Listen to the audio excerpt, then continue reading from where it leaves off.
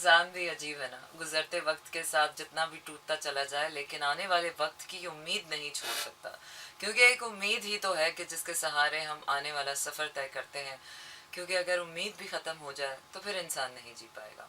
क्योंकि बातें सुनाने वाले तो बहुत लोग होते हैं, ज़िंदगी में खुशी के चंद लम्हे देने वाले, आपके चेहरे पर मुस्कुराहट बखेरने वाले लोग बहुत कम होते हैं। और जो लोग आपको मिल भी जाएं तो ज़्यादा देर तक आपकी ज़िंदगी में टिकते नहीं हैं। उनको टिकाने के लिए आपको बड़ी मेहनत करनी पड़ती है। और मुझे तो लगता है कि जिस रिश्ते को बहुत ज़बरदस्ती पकड़ने की कोशिश करनी पड़े, मज़ा नहीं आता। वो क्या है ना कि रिश्ते भी परिंदों की तरह होते हैं, ज़्यादा ज़ोर ज़बरदस्ती करें ना तो भाग जाते हैं, उड़ जाते हैं। तो इसलिए रिश्ते जितने मुलायमियत से और जितनी मोहब्बत से साथ चलते रहें उतना ही अच्छा है।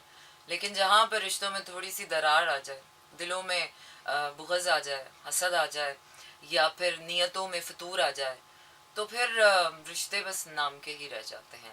जैसे कि आजकल हम इंसानियत के नाम पे देखते हैं, या फिर फ्रेंडशिप्स के नाम पे देखते हैं कि लोग बस अपना फ़ायदा उठाने के लिए एक दूसरे के साथ जुड़े हुए हैं।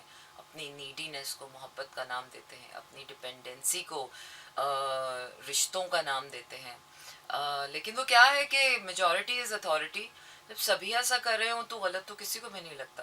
जब सभी बुरे हों तो अच्छा इंसान बुरा लगना शुरू होता है, क्योंकि वो कामयाब होता है। इसलिए हमेशा से ज़माने में अच्छाई जो है वो कामयाब है, और बुराई हमेशा से थोक के हिसाब से मिलती है। और वो भी कभी कभार तो मुफ्त भी मिल जाती है आपको। आप मांग भी नहीं रहे होते और बुराई मुफ्त आपके पल्ले पड़ जाती है। और कभी कभार आप खुद जाके सेल में से ख़रीद के ले आते हैं कि यार सस्ती मिल रही है, चलो बुराई ही ख़रीद लेते हैं। अब कौन इतनी महंगी दुकान पे जाए और अच्छाई ख़रीदे। तो हो जाता है ऐसा। दुनिया में ना दो तरह की आंखें होती हैं। एक वो आंख होती है जो दूसरों में हर चीज़ में बुराइयां ढूंढ रही होती है, और एक वो आंख होती है जो बुराई में से भी अच्छाई ढूंढ रही होती है। तो चेक करें कि आपके पास कौन सी आंख है। आज when I was doing my workout, I realized few things by doing my workout. There were two kind of people in the gym. एक वो जो सिर्फ जिम में पूंडी करने आते हैं, जिनका जिनका ना वर्कआउट में दिल नहीं लग रहा होता, उनकी सारी अटेंशन ये हो रही होती है कि कौन क्या कर रहा है। और दूसरे किस्म के लोग होते हैं कि जिनको परवाह ही नहीं होती है कि कौन क्या कर रहा है, और वो अपने वर्कआउट में, अपनी ज़ात में, अपने आप में इतने टफ चैलेंजेस, अपने आप को इतना टफ टाइम दे रहे होते हैं कि उनके पास फुर्सत ही नहीं होती कि वो आंख उठा के अपने आप को भी देख लें या किसी और को देख लें। तो इसी तरह दुनिया में भी दो किस्म के लोग हैं। एक वो लोग हैं जिनकी अपनी ज़ात खोखली है, तो वो उनकी आंखें यूं फटी होती हैं, वो यूं देख रहे होते लोगों को। वो हवस के मारे भी हो जाते हैं कभी कभार, वो बेचारे हसरतों के मारे भी हो जाते हैं, वो बेचारे भी हो जाते हैं।